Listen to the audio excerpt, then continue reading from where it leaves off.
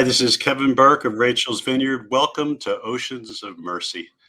We have a very special guest today, friends. If you or a loved one is a veteran and has served in the military, or someone you care about is currently serving in the military, you are going to definitely want to meet today's guest. We really consider how the issue of abortion affects those in active military service and how this can affect them during their time of service and beyond that, and also their spouses and their children and friends and family. Our guest today is a military veteran and registered nurse and has personal and professional experience in this area that will help to lift the veil on what is a very important issue for those who support our brave women and men that are serving this great republic. Jody Duffy is a registered nurse and current military and veterans program coordinator for Support After Abortion Healing Network. She recently served as the director of post-abortion treatment and healing ministry in the Atlanta area.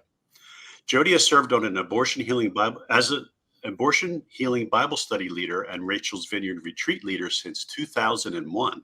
Jody has been dedicated to reaching out to those suffering spiritually and emotionally from the trauma of abortion. Jody and her husband of 41 years, retired Major General Bill Duffy, reside in Peachtree City, Georgia. They have 3 grown sons and 7 grandchildren. Jody, it's so great to have you on the show today. God bless you and thank you. Well, thank you, Kevin. It's great to see you again. Yes, you as well. Jody, can you share some of your own stories so our viewers can understand how you came to leadership and this outreach to women and men in the military in need of healing after abortion? Absolutely.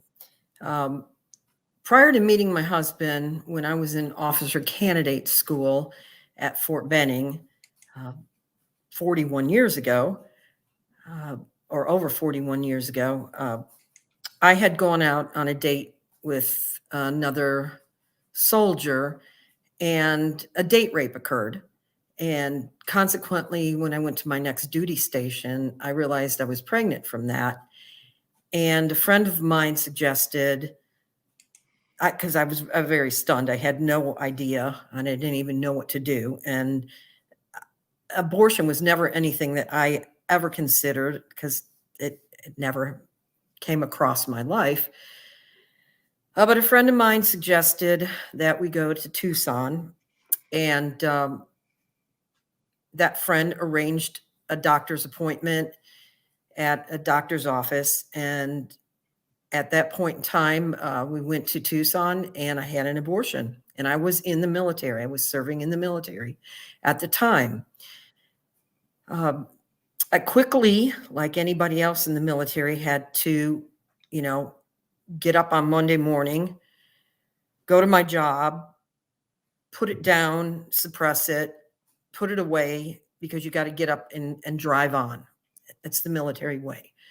So later on, I met my husband and we got married. He was also in the military, but I put it away. I just put it in that box and stuffed it down for a long, long time, until around 2000, when I discovered the Path Ministry in Atlanta, where I started getting healing through abortion healing Bible study in Rachel's Vineyard. You had a unique experience. Well, not unique, Jody, but you had a couple layers of trauma that you suffered. Not only did you experience the abortion procedure, which of course could, as you well know, can be quite an abusive experience, and the whole experience of that kind of the anxiety and stress associated with a pregnancy like that. But you were dealing also with sexual trauma. Yes. On top of that, could you touch on that a little bit, like how that I think particularly makes it difficult for someone, how to deal with it. It's amazing you were able to continue to move along and function as you were, which as you shared is kind of part of what the military service requires of you, I guess, right? Yes. Yeah. You just have to keep driving on. And 41 years ago, military sexual trauma was not even a phrase. It just wasn't a phrase. You just didn't talk about it. You didn't report it. You didn't tell anybody. What? The perpetrator, I'm guessing, was also in the service at the time, or Yes. yeah, And we were on, it was a date. Yes. okay, Yes. And you didn't talk about it. Now there is a label, MST, military sexual trauma. And unfortunately, many female and male soldiers are victims of military sexual assault. Many of those military sexual trauma victims that are females have had an unconsequential pregnancy because of the assault, and I don't think many of them or any of them keep those pregnancies, just because of the whole situation, being that it was tied to that sexual assault, but sure. And because they're in the military. And there's even those who have unintended pregnancies that weren't a result of a sexual assault, but just, you know, consensual sex. Mm-hmm. Most don't keep those pregnancies. Yeah, I'm so sorry you experienced that. It's a horrific experience for a young woman. It must be confusing. I was thinking of this, reflecting on your coming to the show today, and knowing of your great work. But I thought it must be confusing for a member of the military to be preparing or actively defending our country. You know, you're putting your life on the line. You're offering your life in service to the nation and to the citizens of the nation. And oftentimes you're protecting. You know, I've heard from other friends and family who are service members who've served in the Middle East and various wars and actions. Oftentimes they're protecting the life of the civilians there as well. And it must be very confusing then to be participating in this action which destroys a life and your own child. That I would guess that's can be part of the confusion after as you go on in military service, or am I reading into that wrongly? Well, I think what happens with a lot of women who experience military sexual trauma, who experience abortion while they're serving in the military, have that mindset of, I've got to get up and I've got to keep going. So, and more often than not, we just take it and put it in that box and we Okay. stuff it and we stuff it and we stuff it. And of course, you know, that there's cracks in that box and it comes out in different ways and different behaviors and different emotions. And over the years of working with women veterans who've had abortions, they kind of say the same thing. You know, some of them have gone to the point where they, after they got out of the military, became alcoholics, drug abusers. You couldn't do that in the military because you drug tested frequently, and that type of thing. But it may have come in behaviors such as promiscuity, sleeping around with a lot of other soldiers. I've heard that from women veterans. I've Jody, heard. can we look at just that for a second? Because Sure. that's something that, as you well know, women, and there are some men as well who have had abortions. That's a symptom of their post-abortion life. Not at least there's a period, it seems. Sometimes it can extend further than that, but there's often a period in the aftermath of the abortion where there's this promiscuity. Any thoughts on that? What might drive that? Oh, absolutely. Okay. First of all, and for those who have experienced that, and from what when I've talked to them, in that subconscious level, we had an abortion. We got rid of that pregnancy. We got rid of that child, Mhm. and we stuffed it away. But that being a trauma, we, as you know, your wife Teresa talks about trauma reenactment. I Mhm. believe that that's part of that trauma reenactment, trying to put yourself in that situation again, where you would become pregnant and think, I'm going to do it right this time. Mm. So, and believe me, in the military, there's not a lack of ability to sleep around with other soldiers. I Okay. mean, so you know, you've It got, kind of you've got lends a itself to choice. that symptom. Yeah. I Yeah. mean, and so that can happen, or they can just tend to isolate. That was my symptom. I just isolated myself. I went to work. I did what I had to do, but I pretty much isolated myself from everybody because I didn't want anybody to know. Um, and I thought I was wearing this big brand of an A on my forehead, and Mm. people would know. And if I isolated myself and kept my walls up and my defenses up, nobody would know what had happened. Uh, there's other ones that just put it away and become workaholics. Hmm. And it's just there's a variety of symptoms that Sure. happen. Um, but from talking to other veterans who've been in this situation, most of it is, I don't have anywhere to go. I have got to drive on. I cannot, there's nobody I can go to. Of course, they can go to the chaplains, and, hopefully more and more chaplains are aware of programs like Rachel's Vineyard and Save Hmm. One and those type of things. Yeah. But for a lot of those soldiers, they just feel so alone. Mm. They That must feel be alone. terrible. Yeah. I think that isolation, isn't it? That's such a painful thing. Perhaps more than some of the physical and other psychological impacts, the sense of isolation, of not being able to share about something that's such a deep and very intimate Yeah. experience of loss and violation that you shared. Yeah. How, do you think this impacts when service members have this experience? And obviously, if you have sexual trauma and abortion, that's a particularly serious situation. But even for those who they've experienced the traumatic experience of abortion alone, do you think that impacts them in their subsequent service to to our country?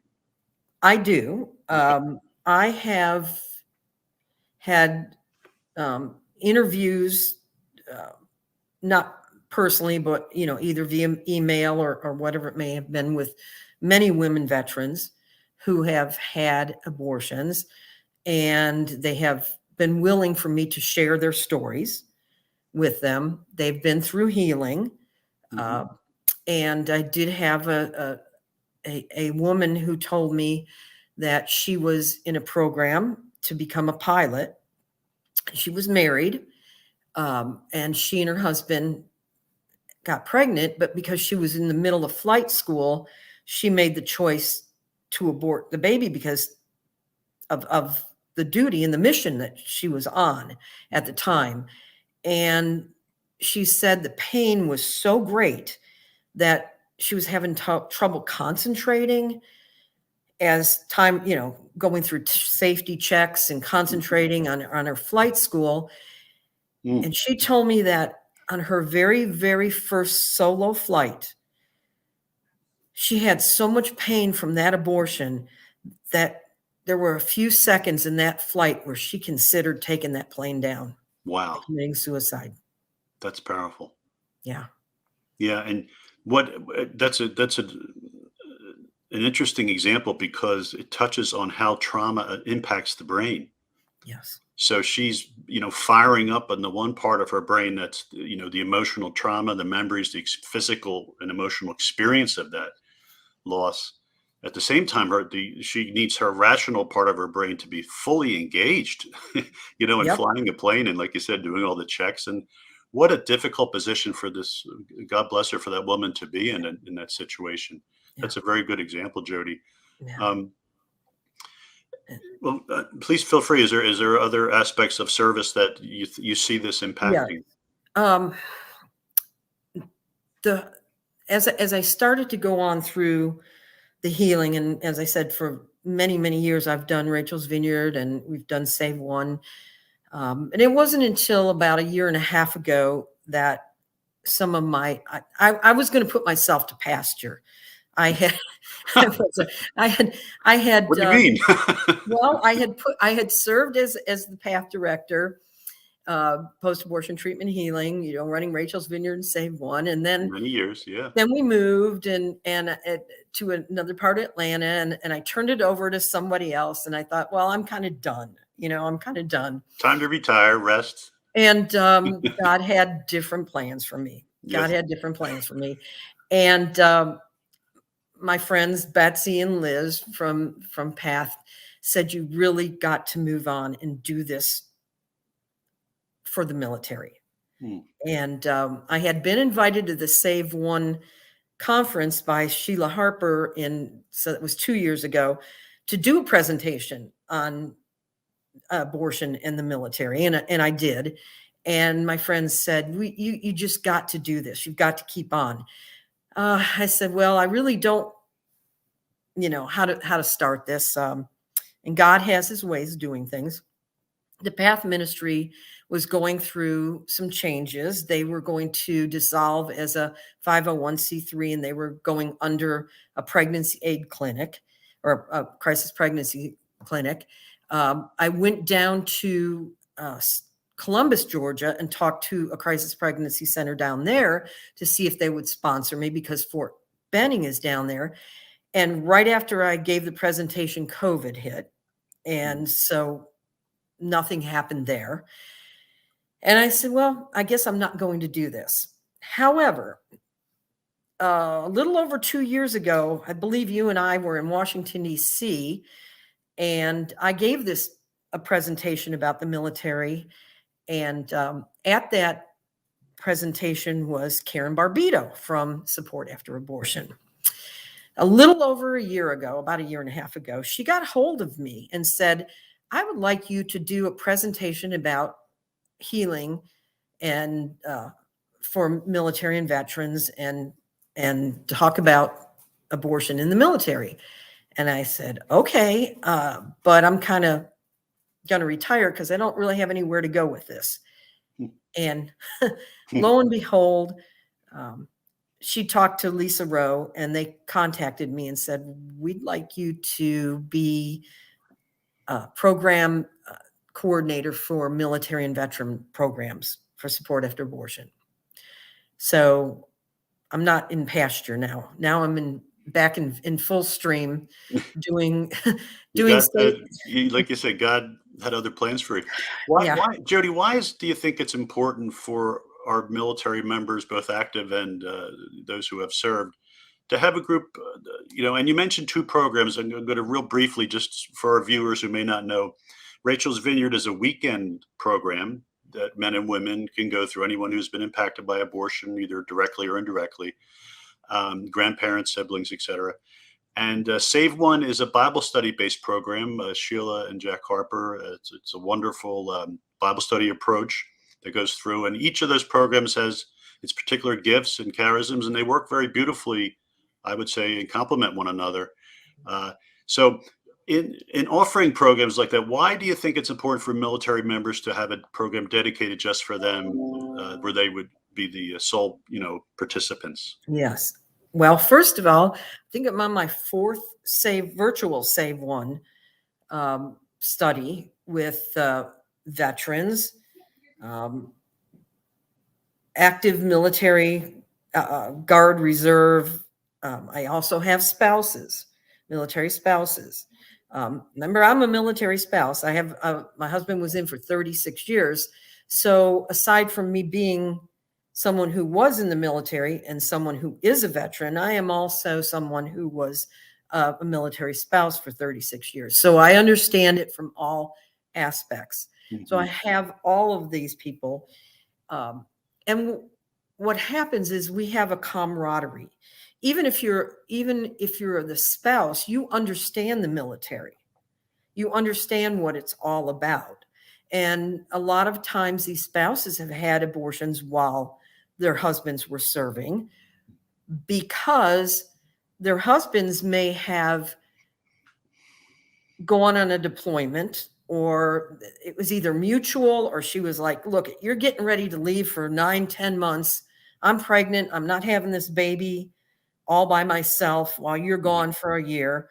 And then that choice was made. And there's just a variety of reasons. Sure. So Hmm. when we're together, we just have that camaraderie and we all understand each other. And last March of 2021, we did the very first Rachel's Vineyard here in Atlanta that was dedicated just for those that were in the military, veterans, spouses. I did get permission from some of them to talk about and use their situations, not their names, because a lot of times what happens is the military itself and being in the military, the situation you're in, you think you have no other choice. So this couple that came on the retreat, he was a veteran and he had served in Vietnam. After in the 1970s, he and his girlfriend got pregnant, and he felt that the situation of him in the military would hurt his military career, or something like that. So he kind of said to her, no, we can't do this now. And they made the choice of having an abortion. And later they had a child, but for well over 40 years, they kept this as a couple. And when they came on that retreat, they just said, we just never knew that we could get this kind of healing. And so the other veterans that were on the retreat, they said afterwards, we understood each other. We talked the same talk. Makes sense. Mm-hmm. We got it. And that's why it meant so much. There was a female veteran who was on this retreat who I know had gone or partially through a Rachel's Vineyard retreat several years ago, but never finished it. Hmm. And she didn't finish it because what she had not done is also looked at the military sexual trauma she had. She needed to address that first. She needed to get in the VA. She needed to have all that, worked with. Yes. And then she came and completed this retreat and said it was wonderful because of having all the, just veterans there. You can see how God used your own experience, your personal difficult experience. And it's never His will, of course, that we suffer this kind of evil and sin. But He just like with the cross of Jesus, He can bring grace and blessing. And it's beautiful to see how you're able to reach out to a couple like that with the unique understanding experience that you have on the other side of healing. It's so awesome to see that. You also reveal to our viewers that abortion is never a private, personal decision, especially in these situations where people are serving in the military. They're feeling pressure to abort. When you are feeling a pressure, when you don't really feel like you have a choice, that predisposes you to more traumatic reactions. So out of love and care for those who are giving their life in service to our nation, it's all the more important that, and I'm so pleased that you're doing this work, and it makes total sense that a dedicated group like this, so much would not have to be said, or you wouldn't have to waste a lot of time and energy on things that are going to be understood. And so you can then really direct your work towards the healing. Yes. That's really awesome. So glad you're doing this, Jody. Well, God just keeps putting people in my path, and He works in mysterious ways. He does, yes. There's before COVID, there was a very, very big conference in the Atlanta area every year, where it was just vendors who did things for veterans. And for a few years, I would set up a table with Path and have Rachel's Vineyard information, have Save One information about abortion healing for our veterans. And people would come up to me and they'd say, wow, we've never heard of anything like this before. And I said, yeah, well, the last time I was there before COVID, I actually was on a table across from a woman who's a veteran that runs a program to provide service dogs for our veterans. Wow. Beautiful. I remember her, but that was quite a few years ago. Well, lo and behold, I have a friend of mine who lives by me in Peachtree City, who was giving money from her women's golf association to this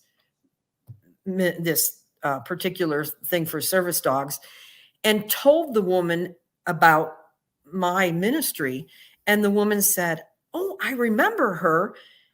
And I have somebody who's been trying to track her down. So see, it's amazing. Yeah, those connections are amazing. Yeah, it's just amazing how God works. So yes, that woman and I got in touch with each other, and she is giving her veterans the information about that. We have an upcoming retreat in February in the Atlanta area. Okay, how can folks connect with you about that retreat, Jody? What's the best way? Absolutely. If they go to, I would say if they go to the support after abortion, it's on that website. But also, I think the best way is to get hold of me at military, and it's an email, military and veterans at supportafterabortion.com. So it's,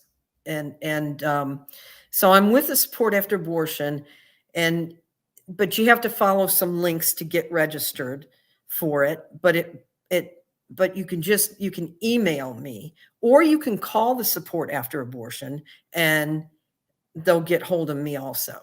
Okay. Do you have that number handy, or? It's okay if you don't. Yeah. And also I'll just add for our viewers, if you missed any of that, here's an easy one, and I will connect you with Jody. Yes. You can contact me at kevin@priestforlife.org. Just give me an email, kevin@priestforlife.org. You can also call our Rachel's Vineyard hotline, and they'll connect you with Jody. Yes. That's 1-800-HOPE, the number 4, me. 1-800-HOPE, the number 4, and me.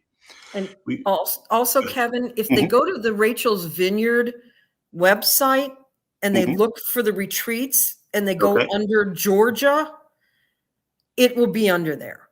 Okay, so that would be rachelsvineyard.org. Right. And they go to look for the retreats, and then they go to Georgia. They'll see military, they'll see my contact information, and a military and veterans retreat, February 11th through 13th.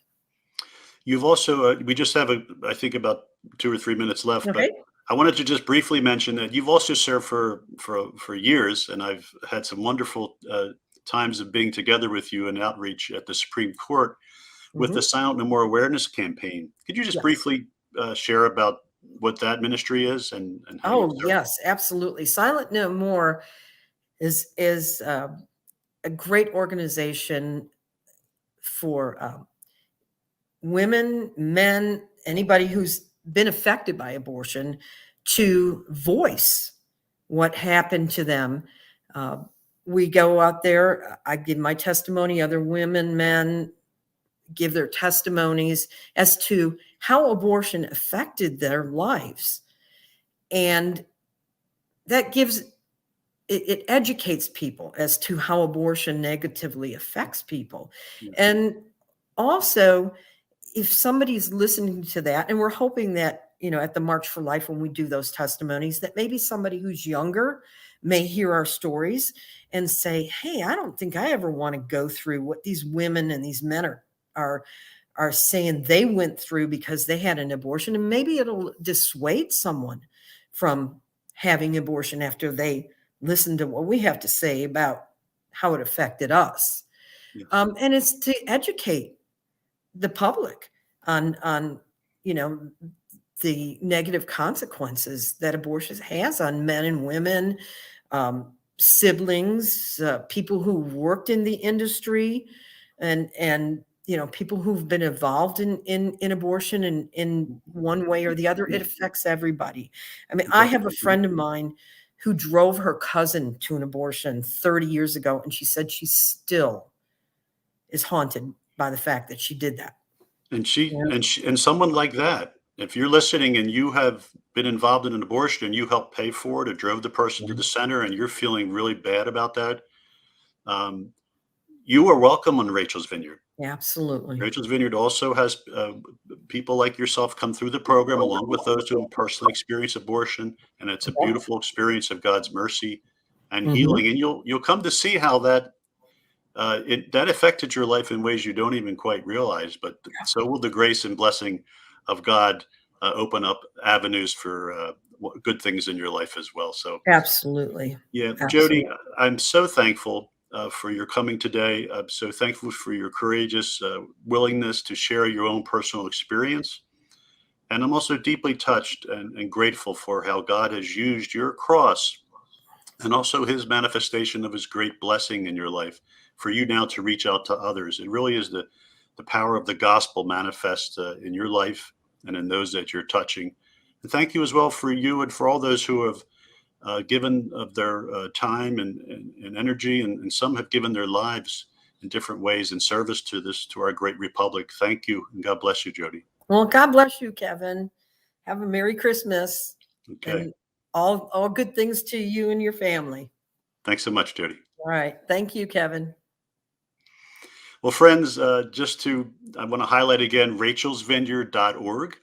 And you can go to the Georgia retreat sites in Atlanta and connect with Jody. And you can also call 1-800-HOPE-FOR-ME as well. Thanks so much for being with us today. And please share this program with anyone you think would be blessed by Jody's message today. God bless you, friends.